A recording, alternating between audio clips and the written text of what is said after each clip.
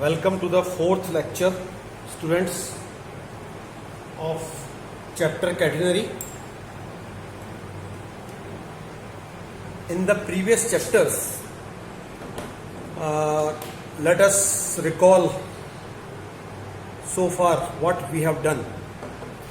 We have done so far intrinsic and Cartesian equation of catenary, its various formulas, derivation of some of its formulas, and yesterday we did a question. Okay. Today, what new thing we are going to do? We are understanding a new concept. You can say it is an article in your book. Okay. And then we will proceed to attempt one question depending on this article. Okay, so let us first understand the article. Suppose in this article we say that a heavy chain or string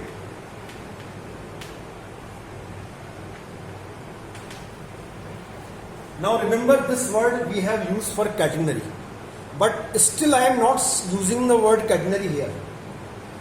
ये शब्द हमने catenary की परिभाषा के लिए इस्तेमाल किया था, पर अभी तक जो मैं आर्टिकल को यहाँ समझने जा रहा हूँ उसमें मैंने कैटेनरी शब्द यूज नहीं किया है. मैं क्या कह रहा हूँ, there is a heavy chain और स्ट्रिंग. दिस हैवी चैन और string,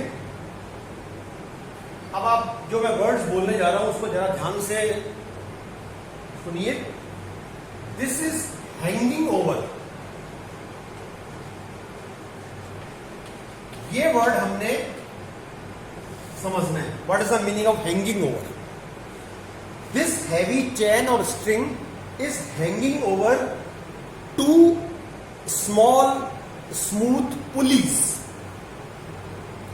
look here, these are the two small smooth pulleys. Pulleys को आप समझ सकते हैं हिंदी में घिरनियां. जैसे आपने देखा होगा जहां पर वेल होते हैं, वेल कुएं, गांव में या शहरों में भी जहां होते हैं, वहां पर बकेट को ऊपर खींचने के लिए एक छोटी सी पुली लगी रहती है. हो सकता है some of may have you seen और some may not have seen. तो पुली को वैसे अपन में से हर कोई समझता होगा क्योंकि हम फिजिक्स भी पढ़ रहे हैं साथ साथ. तो यहां पर ये पुली है दोनों. और जब हमने कैटेनरी की डेफिनेशन दी थी तब हमने कहा था, तब हमने इस वर्ड की जगह क्या बोला था, ए हैवी यूनिफॉर्म वर्ड यहां भी है. ए हैवी यूनिफॉर्म चैन और string is suspended between 2 points. तो आप जरा दोनों में डिफरेंशिएट कीजिए. दोनों स्थितियों में क्या अंतर है? कैटेनरी के केस में एक भारी एक समान चैन या डोरी दो स्थिर बिंदुओं, और वहां पर मैंने आपको विजुअलाइज करने के लिए, समझने के लिए कहा था कि आप इन बिंदुओं को मान लीजिए कील है. These are the two pegs, कीले. यहां से अपन ने एक, जैसे मान लीजिए ये जो दोनों कीले हैं इनके बिटवीन डिस्टेंस 8 मीटर है, और हमारे पास एक 10 मीटर लॉन्ग एक यूनिफॉर्म स्ट्रिंग है. हमने इसके दोनों फ्री एंड्स, ये इसके फ्री एंड्स हैं, इन फ्री एंड्स को हमने यहां से बांध दिया. तो चूंकि इसकी लेंथ बड़ी है और ये डिस्टेंस छोटी है तो ये इस तरह से लटकेगी. ठीक है, इसको हमने कहा था कैटेनरी. तो यहां पर क्या है कि ये जो दोनों इसके एंड्स हैं ये यहां पर बंधे हुए हैं. तो हमने वहां कहा था सस्पेंडेड बिटवीन 2 पॉइंट्स. ठीक है, देखिए यहां पर हम क्या कह रहे हैं, यहां पर आप देखिए, यहां पर 2 फिक्स पॉइंट्स. यूं मान लीजिए कि पहले हमने कहा था फिक्स पॉइंट मतलब 2 कीले, उनकी जगह ये 2 पुलीज है. इसके ऊपर एक uniform chain hanging over. And how it is hanging over, let us clear in more detail. कि यहां पर हमने, जैसे मान लीजिए कोई यूनिफॉर्म चेन है, ये पर्याप्त लॉन्ग है, इट इज सफिशिएंटली लॉन्ग. इसको हमने उठा के यहां इस तरह से इन पुलिस के ऊपर रखा, और जब हमने इसको इसके ऊपर रखा तो ये इस तरह से हुआ कि इसके दो पार्ट्स यानी इसके दो हिस्से तो ऐसे सीधे लग रहे हैं, और जो इसका मिडिल का पोर्शन है, सेंट्रल पोर्शन, वो सेंट्रल पोर्शन एक कैटेनरी बना है। मतलब यहां से लेकर यहां तक की ये जो पूरी चेन है, ये यहां पर इस फिगर में ये यहां से लेकर यहां पर, तो इस केस को हम क्या बोलते हैं? ए हैवी यूनिफॉर्म चेन और string is hanging over two smooth small pulleys. जबकि पहले क्या कहा था हमने? A uniform heavy chain is suspended between two points. वहां पर ये ऐसे दो पोर्शन लटक नहीं रहे थे। ठीक है, तो अब आप देखिए जरा क्या डिफरेंस हो जाता है। ये आर्टिकल हमें यहां क्या समझाता है? ये आर्टिकल कहता है कि अगर इस तरह से दो इसके पार्ट्स वर्टिकली लटक रहे हैं, तब हमारे दिमाग में नेचुरली एक क्वेश्चन आता है कि ये जो दो पॉइंट्स हैं, इसको हम कह सकते हैं दो एंड्स, ये जाकर कहां पे रुकेंगे? तो देखिए ये आर्टिकल क्या कहता है कि ये जो दोनों एंड्स हैं, जैसे अभी आप डायग्राम में देखिए, एक एंड मैंने ऊपर रखा है, एक एंड कंपेरेटिव नीचे रखा है, तो ये आर्टिकल कहता है ऐसा कभी नहीं होगा। तो फिर क्या होगा? ये जो दोनों इसके एंड्स हैं, फ्री एंड्स, हम बोल रहे हैं फ्री एंड्स, ये दोनों कैटेनरी की डायरेक्ट्रिक्स पे लाई करेंगे। और डायरेक्ट्रिक्स क्या होती है? Directrix is nothing but X axis. तो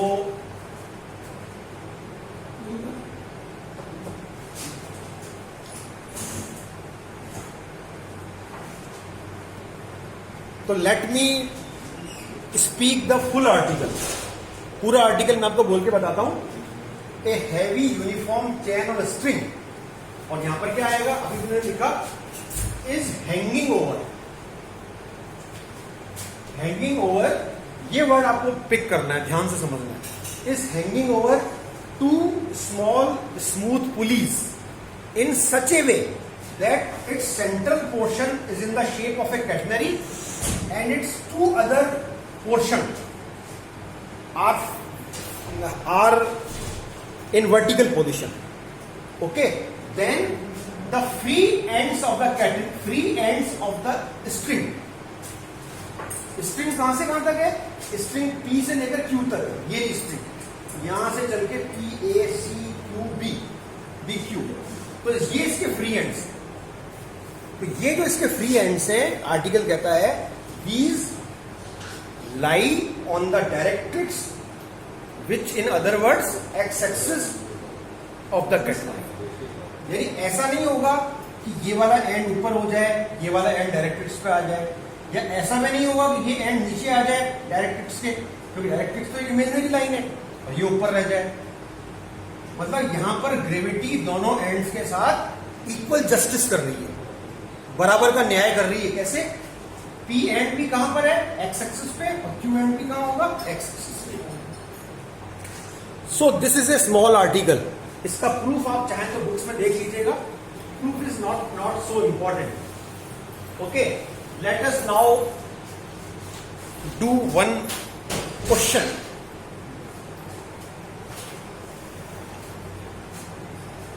there is a one question which is purely based on this article। तो देखिए, जैसे कि मैंने आपको कल कहा था कि ये क्वेश्चंस जो है ना, यहाँ हम लिख नहीं सकते बोर्ड्स पे, because it takes a lot of time and space. तो I am just reading the question. Look here, a heavy uniform chain of length 2L। 2L is the total length of a chain. Hangs over, फिर वही देखो words आया जिसको हमें पकड़ना है, यानी इन वर्ड्स को पढ़ के ही आप समझ जाओगे ये क्वेश्चन इस आर्टिकल पे आधारित है। Hangs over two small smooth pegs, इसमें पैग्स वर्ड लिखा है, पर आप यूं मान के चलिए जिस भी क्वेश्चन में हैंग्स ओवर वाला वर्ड है, तो पैग्स का मतलब यहां पुली से ही है। In the same horizontal line, यहां पर इन दोनों के लिए कह रहे हैं अपन these are the same horizontal line, A and B are the same horizontal line at the distance 2a apart.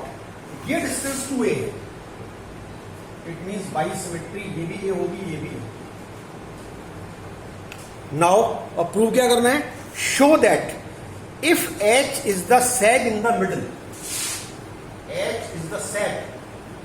अब देखिए ये एक नई टर्म है जो मैंने आपको कल कहा था, मैं बताऊंगा, तो आज शायद इसको बताना तो रहेगा यहाँ पे। सैग को पहली बात तो हिंदी में क्या बोलते हैं, सैग का मतलब है झोल, ठीक है। देखिए बड़ा टेक्निकल और बहुत मीनिंगफुल वर्ड हो गया ये झोल। तो ये झोल वर्ड बना है झोले से, झोला, झ, I think it is right, झोला। अब झोला किसको बोलते हैं, समथिंग लाइक बैग, इसमें नीचे गहराई है, तो गहराई वर्ड यूज होती है झोल के लिए। तो यहां पर झोल है, ये कैटेगरी ऐसे लटक रही है, ये इसका झोल हो गया। तो किसी भी कैटेगरी में सैग या झोल अपन इस गहराई को बोलते हैं, ओके। इस पॉइंट को अगर मैं एम एज्यूम कर लूं तो एम से लेकर सी तक की डिस्टेंस कहलाती है कैटेगरी की झोल। इसको हम अगर डिफाइन करना चाहें, क्योंकि डेफिनेशन भी एग्जाम में आती है, तो आप क्या लिखोगे, it is the depth of the lowest point of the category from the span. कल मैंने बताया स्पान क्या होता है, दिस डिस्टेंस इज स्पान, और in other word you can also say depth of the lowest point of the category from the highest point. Highest point कौन है, ए and B. तो ये आपको दे रखा है एच, झोल, ठीक है। फिर आप देखिए नेक्स्ट आगे रीड करते हैं हम क्वेश्चन को। फिर हमें प्रूव करना है, then prove that length of the either part of the chain that hangs vertically.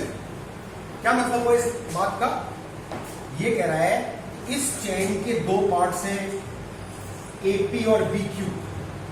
इन दोनों पार्ट्स की क्या विशेषता है, ये दोनों parts they are hanging vertically. तो आपको प्रूव करना है कि इनमें से किसी भी एक भाग की लंबाई, एपी की लंबाई वही होगी जो बीक्यू की होगी। तो यही तो अपन आर्टिकल में कह रहे हैं कि P and Q lie on the x axis, तो एपी और बीक्यू की हाइट सेम होगी। ये आपको प्रूव करना है, it is equal to h plus l minus under root 2h। ये लाइन मुझे सिद्ध करनी है। तो फटाफट देखिए एक बार फिर से क्वेश्चन को समझ लेते हैं। ये यहां पर दो पुलीज है, पैक्स कह लो, गिरनिया इसको हिंदी में कहते हैं। एक 12 लंबाई की चेन, भारी चेन इस प्रकार सिस्टमेटिकली यहां रखी हुई है, इसका एक पोर्शन तो कैटेगरी बना रहा है और दो भाग इसके ऐसे लटक रहे हैं नीचे वर्टिकली। ये आपको झोल एच दिया हुआ है, ये डिस्टेंस 2a गिवन है, और आपको ये बात प्रूव करनी है, टू प्रूव दैट एपी और बीक्यू में से किसी भी एक भाग की लंबाई ये है। तो हम देखते हैं इसको कैसे प्रूव किया जाए।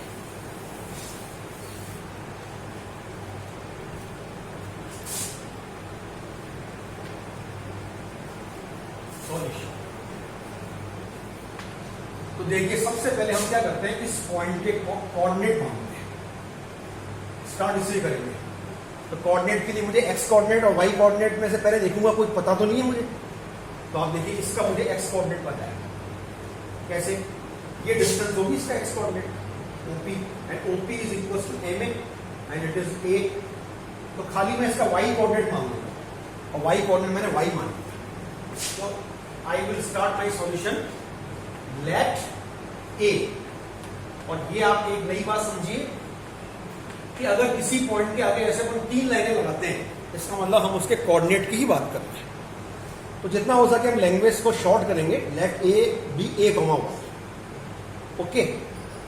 फिर आप देखिए ये भी हम जानते हैं कि ये डिस्टेंस जो होती है it is nothing but small C, और स्मॉल सी के बारे में मैं आपको डिटेल से, बहुत विस्तार से पहले के लेक्चर्स में बता चुका हूं, पैरामीटर ऑफ द कैटेगरी। और आप देखिए अभी हमने क्या था, ये डिस्टेंस y है क्योंकि ये इसका y कोऑर्डिनेट है। Then from figure it is clear. मतलब ये है कि हम कह रहे हैं साहब एक चित्र से हम यहां पर एक फैक्ट लिख रहे हैं। क्या फैक्ट लिख रहे हैं कि y equals to h plus C. देखिए आप बिल्कुल क्लियर दिख रहा होगा आपको। मैंने क्या लिखा, h और c को जोड़ने पर y मिल रहा है। तो मिल रहा है क्या? बिल्कुल मिल रहा है। h और c को ऐड करो तो y के इक्वल है। इसको लिखकर ये फिगर से देखा हमने, यानी it is this equation is not written by the help of any formula. I am writing this by just examining the figure. तो ये फिगर से आ गया। अगेन 2l इक्वल्स टू, अब बताइए 2l क्या थी? मैंने अभी लिखा था 2l ये पूरी लेंथ है।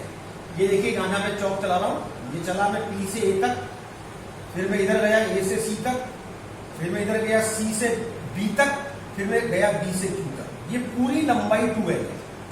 तो कह रहे right 2l equals to 2y plus, अब यहां पर मैं क्या कर रहा हूं, एक चीज में लिखना भूल गया, यहां लिख देंगे पर कोई दिक्कत नहीं है। इन दोनों की लेंथ में s मान है, चाहे तो उसको अपन क्वेश्चन के स्टार्टिंग में लिख देंगे। यहां पर अपन ने लेट किया था, यही पास में लिख लो आप लेट। देखिए आप जब भी हमें आर्क की लेंथ एज्यूम करनी हो तो यहां पर आपको आर्क का साइन लगाना पड़ेगा। ये मैंने आपको पहले बताया कि this is the sine of arc. ये मैंने लिखा let arc AC equals to arc BC is equals to sorry S assume किया। बिल्कुल क्लियर है। तो अब आप बताइए क्या ये लाइन हम वापस कह सकते हैं क्लियरली? तो देखिए बड़े आराम से चेक कर लीजिए आप, कोई दिक्कत नहीं इसमें। मैं यहां पर ये क्लेम कर रहा हूं, ये तर्क दे रहा हूं कि total length equals to 2y plus 2s। कैसे? देखिए अब इधर टोटल लेंथ पे फिर इसको ऐड करेंगे, इसको ऐड करेंगे, इसको ऐड करेंगे, इसको ऐड करेंगे, तो टोटल लेंथ हो गई कि 2l is clearly then 2y plus 2s। इससे क्या आ जाता है मेरे पास, l equals to y plus s। ये आ गई मेरी सेकंड एक रिजल्ट, सेकंड इक्वेशन। अब आप देखिए मैं ये अब सोचना शुरू करता हूं कि मुझे प्रूव क्या करना है। ये आपको जरूर रफ में सोच के लिए सीखना चाहिए। आपको प्रूव करना है y equals to h plus l minus under root 2h। क्या ये प्रूव करना था? आपको याद हो शुरू मैंने यहां लिखा था कि ये मुझे प्रूव करना है AP की लेंथ, आइदर AP और BQ। AP को मैंने क्या एज्यूम किया, AP को मैंने y एज्यूम किया है। इसका मतलब y बराबर ये प्रूव करना है। तो दिस इज माई टारगेट।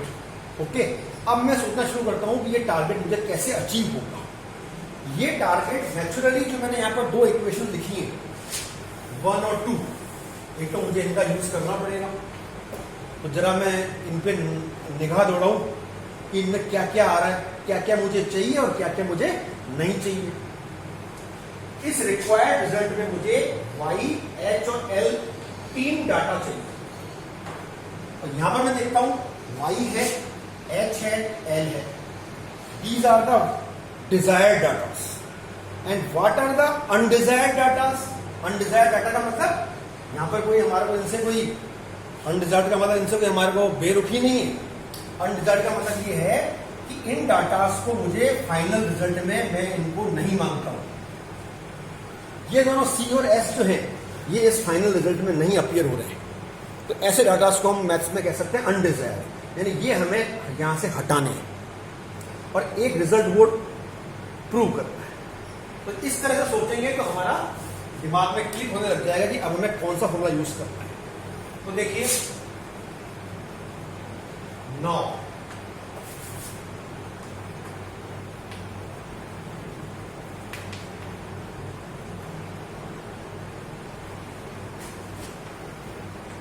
ये बहुत ही एक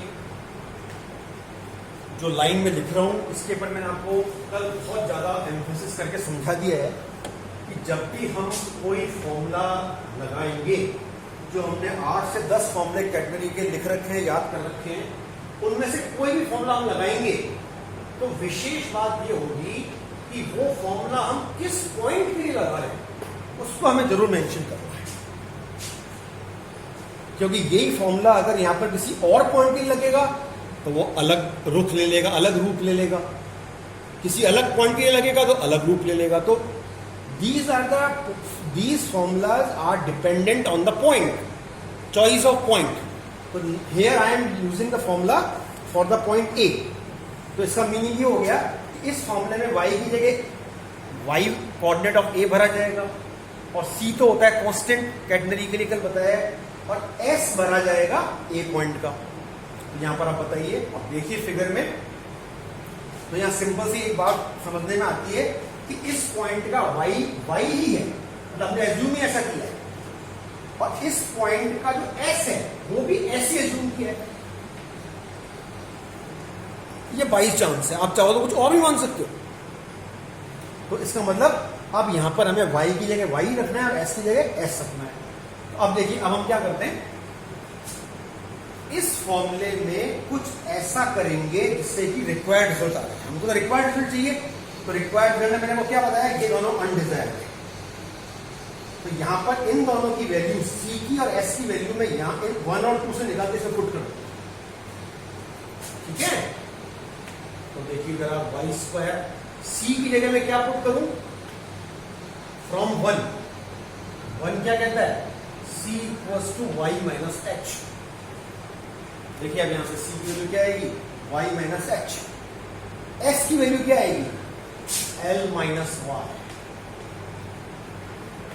तो यहां पर ये दोनों बातें मैंने क्यों की, क्या दिमाग में चल रहा है अपने, एक ही बात चल रही है कि डिजायर्ड डाटा रखने हैं और अनडिजायर्ड डाटा नहीं रखने हैं। तो आप लिख सकते हैं बाई 1 and 2 और यूजिंग 1 and 2। अब आप देखिए, ये जो मेरी करंट की यहां पर मैंने लाइन लिखी है, इसके अंदर कोई भी मेरा अनडिजायर्ड डाटा अब नहीं है। ये लाइन डेफिनेटली मुझे मेरा रिक्वायर्ड रिजल्ट मुझे प्रूव करके देगी। तो let us solve it. Y square is equal to y square minus 2hy plus h square plus l square minus 2ly plus y। ये मैंने सिंपली इन दोनों होल स्क्वायर्स को यहां खोल दिया, होल स्क्वायर ओपन कर दिया। अब मैं इसको फर्दर सॉल्व करता हूं, एक वाई स्क्वायर कट हो रहा है, इधर बचेगा 0। ओके, फिर रिमेनिंग ध्यान से देख लेता हूं पहले, तो मुझे पता पड़ जाता है कि ये y में एक क्वाड्रेटिक एक्सप्रेशन बनती है। तो सबसे पहले मैंने वाई स्क्वायर लिख लिया, फिर मैंने इन दोनों टर्म्स को लिख लिया। इन दोनों में से चूंकि 2y कॉमन आ रहा है, मैंने इसको ऐसे लिख लिया, plus h square plus l square, ये ऐसा। तो अब आप देखिए, ध्यान से बताइए इधर, this is nothing but a quadratic equation in y, यानी कि ये y में एक द्विघात समीकरण है, ठीक है, और y ही मेरा टारगेट है। तो मैं किसी द्विघात समीकरण से उसके रूट्स निकालने के लिए या तो मैं उसके फैक्टर करूं या मैं श्रीधराचार्य फॉर्मूला लगाऊं। तो चूंकि यहां पर श्रीधराचार्य फॉर्मूला ही लगाना पड़ेगा, क्योंकि यहां पर कोई कोफिशिएंट्स न्यूमेरिकल तो है ही नहीं, तो let us apply Shridharacharya formula. तो आप देखिए, y equals to minus b, तो it is my b plus minus under root b square minus 4ac। तो b स्क्वायर मतलब इसका स्क्वायर कर दिया, 4l plus h whole square minus 4a into c। a is my 1 और c is h square plus l square. a into c आ गया h square plus l square upon 2a। Okay, अब आपको इसको further simplify करना है। तो देखिए आप क्या आएगा, इंप्लाइज y इक्वल्स टू, ये माइनस माइनस प्लस हो जाएगा। अब एक सिंपल सी बात आप ऑब्जर्व कर रहे होंगे कि यहां पर ऊपर से 2 ये वाला और अंडर रूट के अंदर वाला 4 ये 2, ये सब आपस में कैंसिल हो गए, इसको कोई एक्सप्लेन करने की जरूरत ही नहीं है। प्लस माइनस, फिर मैंने यहाँ पर अंडर रूट के इनसाइड और सिंप्लीफिकेशन करने की सोची, तो यहाँ पर और क्या हो रहा है जल्दी से बताइए।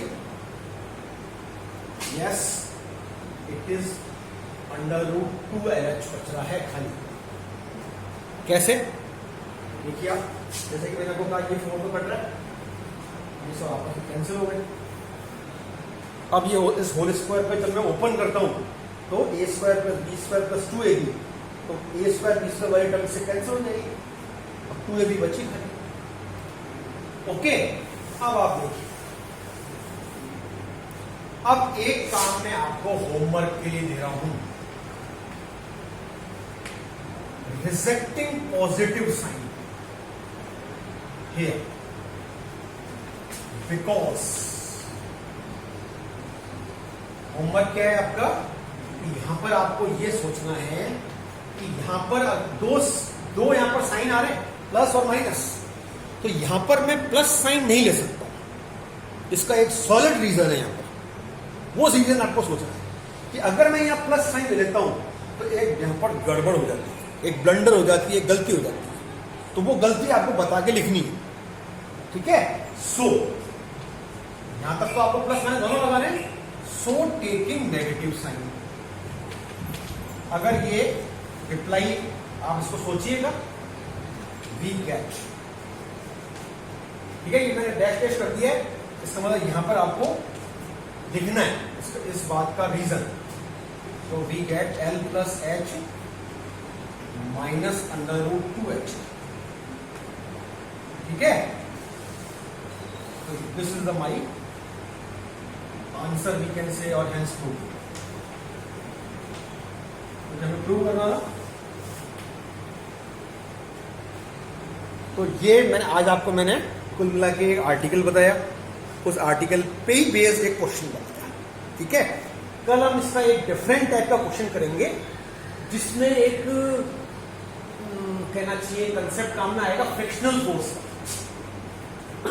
हालांकि अभी आपने फ्रिक्शनल फोर्स का चैप्टर मैंने आपको स्टार्ट नहीं करवाया है, पर मुझे यकीन है कि थोड़ा बहुत आइडिया आपको फिजिक्स से होगा, तो मैं आपको इसको एक्सप्लेन कर दूंगा, ठीक है ना। तो tomorrow we will do this. Thank you very much.